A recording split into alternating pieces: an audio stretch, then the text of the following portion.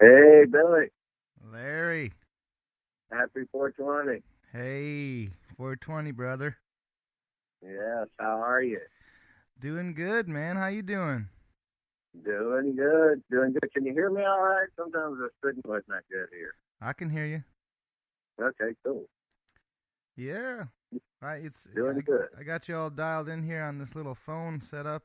My phone's going into a little mixer board, and I can talk to you on that. And it's just crazy the technology these days. It used Mm. to be, to get a hold of a man like Larry Keel, you had to use a smoke signal or listen for the call of the wind or something like that. And nowadays, just call him up. Yeah. Shoot. So, man, I just appreciate you doing this. Yeah, of course, man. Well, I'm just wondering how you been and, checking in on you. I know the whole rug got pulled out from all of us, and so it's just kind of a weird time. But how are you dealing with it? You getting any fishing in or anything like that? Well, yeah, I've did a little bit of fishing, not as much as I want to. I think I'm going to start doing that, I guess, more in May because it doesn't seem like things are going to kick back in during the month of May. So I'm going to try to make use of that time for that because that's when it gets good. Oh, yeah. But just been working around the house really. We're sort of homesteaders. I like to do a lot of gardening and farming and that type of stuff. So been raising tomatoes and beans and peas and peppers and just got everything in the garden, all the leafy greens and all that. But trying to just stay healthy and grow our own like that. Hell yeah, man. That's awesome. Yeah, I dig it. I dig it. And we're just trying to stay positive and been getting a lot of positive feedback from all the fans. And, you know, they they feel for all of us and how all this is, like you said, had the rug yanked off from under us. So, Yeah, but we're dealing with it, and we're going to come out of it stronger than ever. absolutely. Yeah, and in fact, it feels like I'm so. I mean, for a minute here, for the first couple weeks of this quarantine shit, I was like kind of grateful for it. Almost like, man, I haven't been home this long in forever. It's nice. I can tinker on my cars and lay around the house and watch movies and be a lazy piece of shit, and it feels good. Uh, but I miss everybody, and I miss seeing you out there. I miss seeing all my friends and hanging out, and it's just like it feels like not that I was taking it for granted, but man, are we lucky to be able to do what we do and travel and make friends and play music for people. It's when you don't get to do that for how for right now we kind of don't know how long. Um, so it's just man, I'm extremely grateful for it. Like I know that when we go back to playing music, it's gonna be just like even better because we're gonna be that much more grateful for it. Absolutely, I hear you. Yeah, it's definitely been a time of you know. I'm like you. I welcome the mandatory break from touring, but at the same time, I definitely want to get back with everybody and just, it's, I'm just so grateful, and like you say, and blessed and honored to be able to have lived a life doing what I've done, and touring for 29 years and just being able to play for people and make people happy or make them scared or whatever they want to be, just get them Sometimes, out of their comfort zone sometimes, or yeah, whatever it takes. For me, it has. I've been enjoying the time to, get back to just learning about me and what my spirit likes and uh, just slowing down a little bit. And, I've taken a break from playing guitar for a little while, and that feels great. Been playing banjo the whole time. oh So, good. Yeah, I do the same yeah, thing, man. I got three banjos sitting here. I'm in my living room, and I got one banjo on the couch, two banjos on the chair, a guitar on the chair.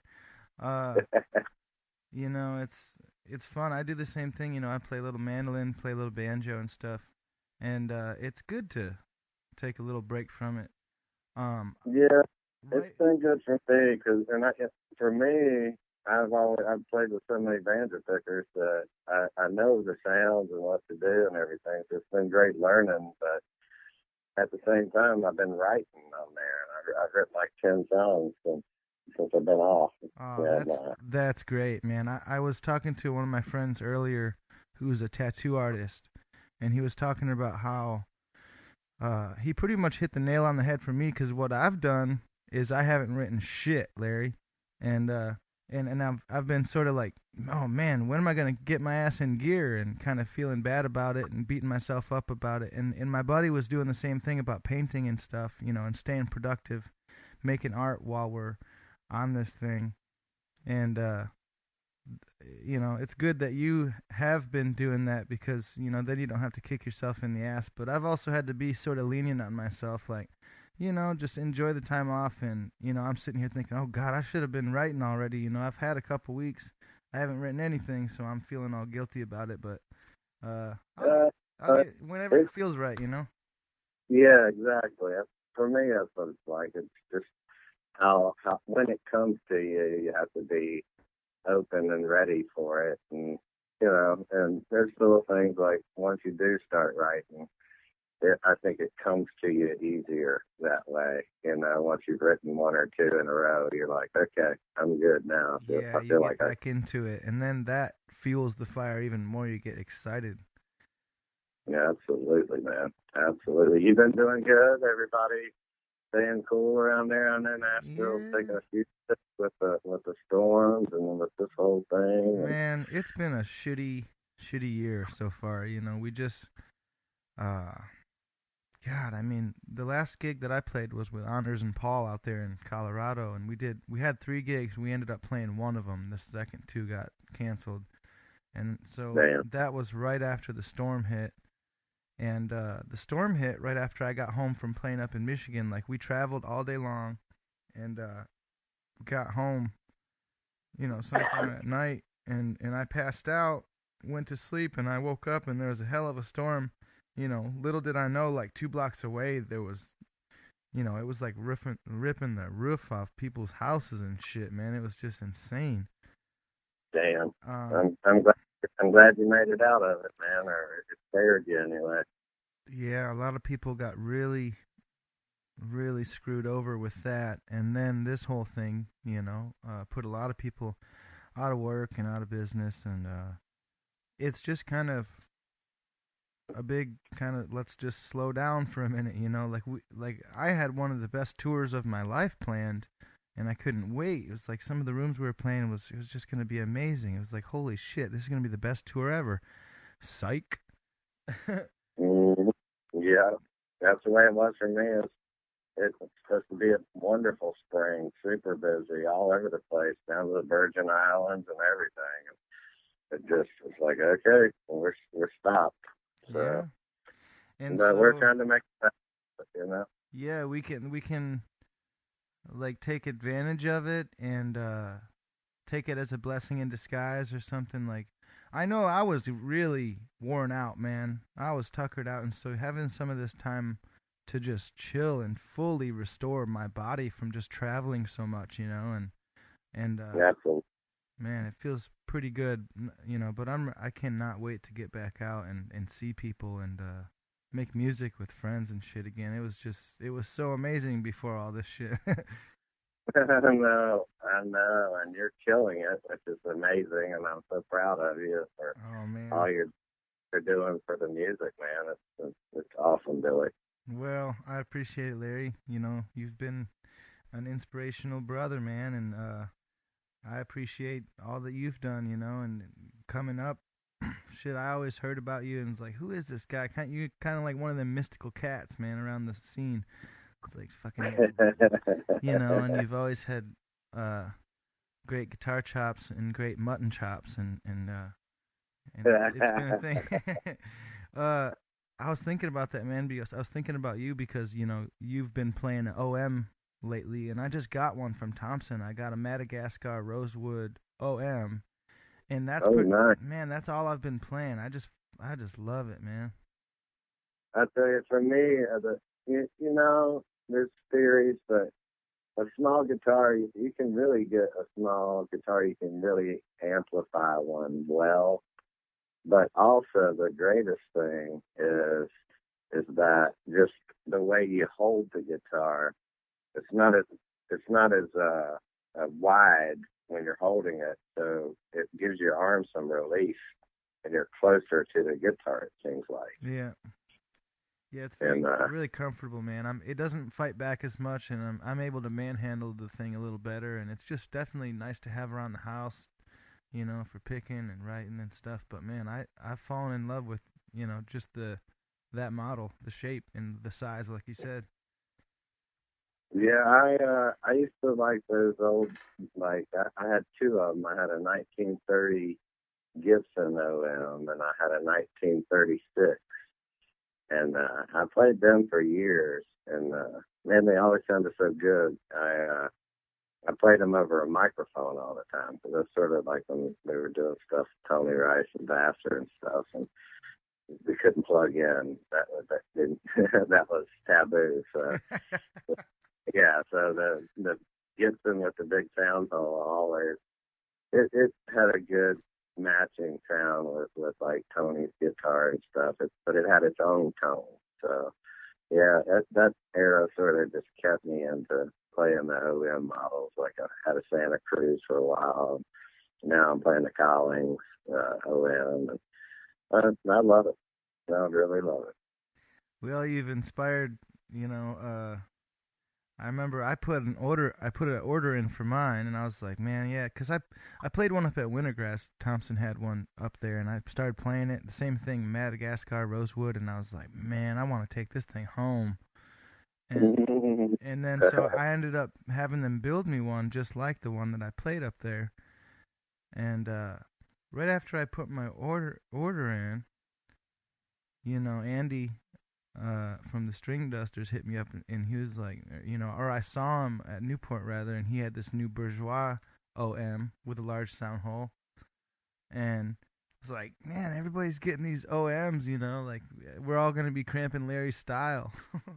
Yeah, and I think I love it. Like all the guitar players out there today, it's so cool because everybody's got their own style. You know, it's like when I grew up there, I had a lot of guitars. I listened to Clarence and Doc and Don Reno and Tony and all that for the tones. You know, and Dan Crary and Norman Blake. And but now I look around at all the players, and it's just so cool that everybody's different style. Like you say, Andy Falco, your style and your band style, my style, John Stickley's style. It's really cool to see so many great players. It's even better when we all get together, man. Absolutely, but it's just great to see everybody pushing so many different directions and boundaries broken. You know?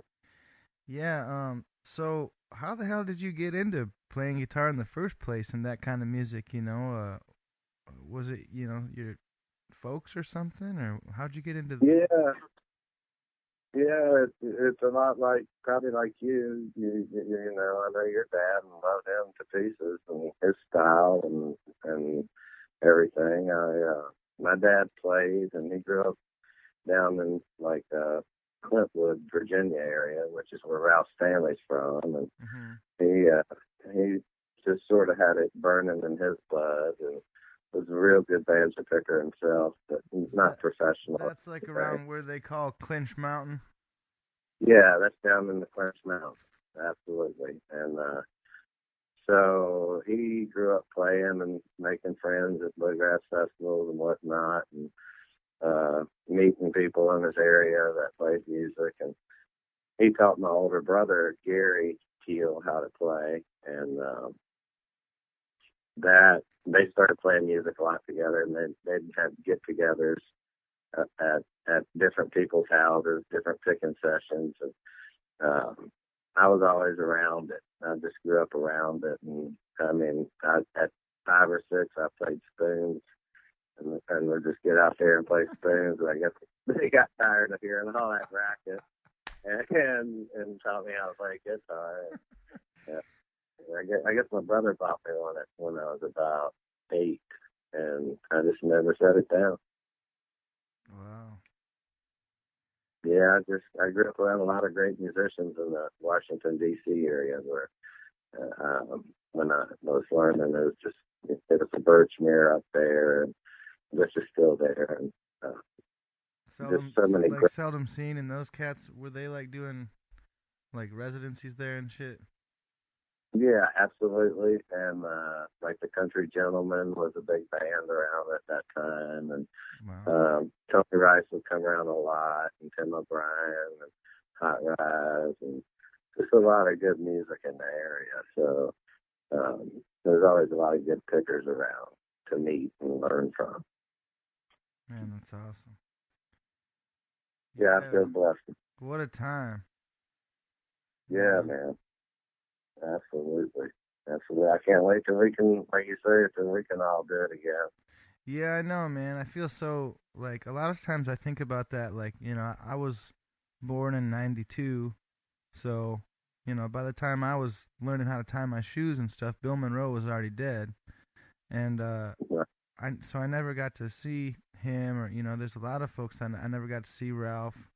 I've never got to see Tony. I saw Doc Watson. I saw Doc Watson one time, But sometimes I think, man, I wish I was born just a little bit earlier, so I could have been, and saw Bill Monroe and Tony Rice and those guys, and Ralph Stanley and all those guys in the day, like when they were just killing it at Bean Blossom or something. Like, I have some records, like some great recordings from some of the live stuff that happened there, but I was just on the tail end of that. Yeah, I hear you. I'm blessed to play with a lot of great players, with my idols like Tony, and just that whole genre of players throughout my lifetime I got to play with. And yeah, I feel fortunate to have seen Bill Monroe and James Brown, and just so many types of different music, and but I too, man, I wish I could have went back and sat and watched Spot and Scrubs and Don Reno, Brett Smiley, and stuff like that, stuff that our parents got to see, and everything. I guess maybe they passed it on to us. So yeah, we'll do our best. Well, yeah, I'm extremely grateful for all the, especially in times like these, man, just the records. I got a nice little record collection, and it's good to sift through there and just find old songs, and, like all the video stuff. You can go on YouTube and just find so much cool old videos of, Doc and Tony and all those guys, and you can just go down a rabbit hole with that shit. Yeah. I'm grateful for all that, man. At least it's there, and speaking of that kind of stuff, it reminds me of, we just lost John Prine, and like just looking back on sometimes when we lose people like that, like their music, man, is just their legacy and their, what they've left. There's so much good stuff in there.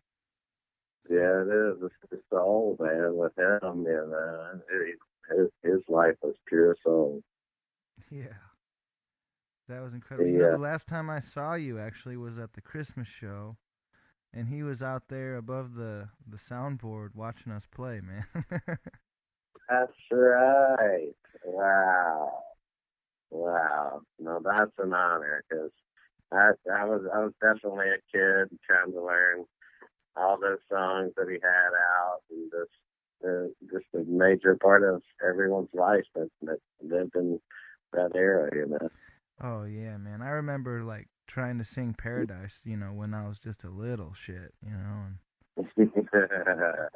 them songs just stick out. Yeah, absolutely. Thank you, John, for leaving us your thoughts and your soul. Yeah. I've always wanted to kind of ask you that, but how did you end up running into Tony Rice anyhow and get to play with him and stuff? I mean, that must have been an amazing just to stand on stage, next to him every night must have been quite a thrill. It was definitely a thrill of a lifetime, and I mean, as I said, like we had the Birchmere that I grew up around, and I mean, a lot of my friends were going to see Jerry Garcia at that time, and they'd go see hundreds of Dead shows, and I would go see hundreds of Tony Rice shows, and Hell yeah. just loved his style, and just thought he, this classiest presentation of guitar I had seen, and just loved the tone and just everything about it. So definitely a man crush at that point. And so I grew up and I don't know for years seeing those guys and met Wyatt. I don't know 2 or 3 years after seeing them, and he was cool. And we had mutual friends at that time that Wyatt was playing with on the side and making CD or albums and tapes with at that time. And so we got throughout the years, me and Wyatt got really close and did a lot of hanging and a lot of playing. And he would show me all the Tony Rice songs and like all those jazzy tunes and the progressions of them. And it was just great, really, really, really fun as hell. And eventually I met Tony, and I met him, I don't know, 3 or 4 times. You know how it is at a show. You meet somebody, and it's like, okay, yeah, I met him. It's good to meet you, but it's hard to remember sometimes. And eventually he remembered me. And I've seen him somewhere, and I gave him 2 or 3 CDs I've had out. And then I've seen him again somewhere, and the next time I see him, he's like, "Hey, man, I really dig your stuff." And it's like, "Oh, man, thanks a lot." And we connected through a promoter that I knew really well. And the promoter said, if you want pick anybody to play in your band, and I'll hire them. And I was like, okay. And so I said, I want Tony Rice to play in the band. And he said, how about Dr. Clements too? And I said, excellent. And we did one show, and then that led to doing, I don't know, a lot of shows. I was blessed to play many, many times with both of them. And to get to know them as friends, and as I say, both true heroes of our genre of music and guitar playing. Yeah, man. And Vassar, gosh, I mean, those guys are just giants, Yeah, absolutely. And honestly, that both of them were as nice of people in the world that you could ever meet, and just wonderful human beings. Something about the bluegrass community is like, I mean, I've met my fair share of moonshine drunk assholes at bluegrass festivals and shit, but at the same time, God, it's such an awesome community, and it's always been so kind of open and welcoming in that way, If you got a guitar and you want to come pick, like, come on in the circle, man, It's kind of... Yeah, absolutely. That's the way life should be, actually, Yeah, man, it should. I mean, no matter what, I think nowadays it's kind of weird. People butt heads a lot because most people just interact online, and you wouldn't actually say the shit you would actually say in real life if you were walking, next to somebody on the sidewalk or something. Exactly. You took the words right out of my mouth. But absolutely. I don't know. A lot of times, when we go to work, it's a festival or something, so nobody's really doing that kind of shit. They're actually getting together, and so we do get to see that really bright side of humanity. Another great thing that we're lucky for, Absolutely. I'm always thankful for that, and I always tell people, people go, man, it's so great, it's great, you're great, you're great. And I'm like, well, I'm a small part of this whole thing. It's like, well, we're all doing this. That's why it's so great, and we all get to participate in it. Absolutely. Yeah, man. Well, I just send you, calm and healthy and positive wishes to everybody out there, and just, we'll get on through to the other side. Yeah, we shall. We have before, and we will again. Absolutely. We live to pick another day. I can't wait till that happens in real life, man. We're gonna have to figure out a way to jam online, or if we can't do it, And I was talking to Dave Schools earlier, and he's always trying to do shit in the studio, man. Man, let's do this, let's do that, let's work on something. And but he was saying, studios are probably going to be open a lot sooner than actual music venues. So you're good on you for getting them songs together, man, because pretty soon you could record them, and we all want to hear it. No, you're nice. I'm excited about it. It's some topics that I've been wanting to write about for a long time. So they all came to me. Well, you're kind of inspiring me again to, try to get out and start writing some more, because I feel like I've been just not doing anything. I've been like, write a song about that. Write another about the car. Yeah, I know. I should write something about some kind of hot rod boogie.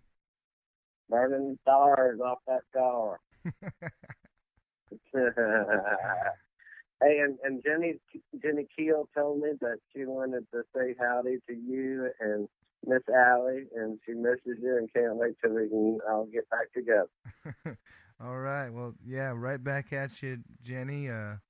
We've been just hanging out, man. You guys been cooking anything good? That's one of the highlights of our day, really. It's just sort of going, what are we going to do today? And we've been blessed with, I got some buddies around here. We live in the mountains here, Jenny and I, and it's a beautiful county, Rockbridge County, Virginia, and just sort of nice and slow, and everything's good around here, and a lot of people hunt, so we're lucky enough that friends will give me some venison, or and like I say, I do a lot of fishing, so I've got fish that I've had frozen, and we eat a lot of stuff like that, and eating a lot out of the garden. Been eating a lot of kale and greens and that sort of thing out of the garden. So, just that keeps you feeling healthy. And sort of, like you say, you got to get creative, because we're here now, and we're pretty much cooking 7 days a week. So, you don't want to get too bored with it. It's a lot better than eating Bojangles and shit on the side of the road. Absolutely, it is, and it's good, man. It's been good. I might put on a couple pounds, but hell, I'm working it off. Oh man, well, I hope to see you soon, and I miss you, Larry. Love you guys. It's good to hear from you, man. Good chatting with you, and just stay sane, brother, and I can't wait to hear some of them tunes you're working on. Can't wait to pick with you again. Absolutely. I can't wait to pick with you. I can't wait to hear some tunes you're going to be working on. All right. Well, I'll try. And thank you for having me on, brother, and just everybody stay safe out there. And we love you, and we'll see you soon. All right, man. All right, brother. Take care of yourself. You too, man. Bye. Bye. Well, that's a wrap on episode 2, folks. Thank you to our good buddy Larry Keel for taking the time to chat with us. Larry's always so gracious and so kind. He's a true pleasure to be around, and today was no different. Tune in next time when Billy will be calling the Mando Master himself, Mr. Sam Bush. I personally can't wait to hear what the King of Telluride has to say. I bet he's got a story or two to tell. For now, take care of each other, take care of yourselves. We'll be back real soon. Bye now. It's a cure for the bleeding.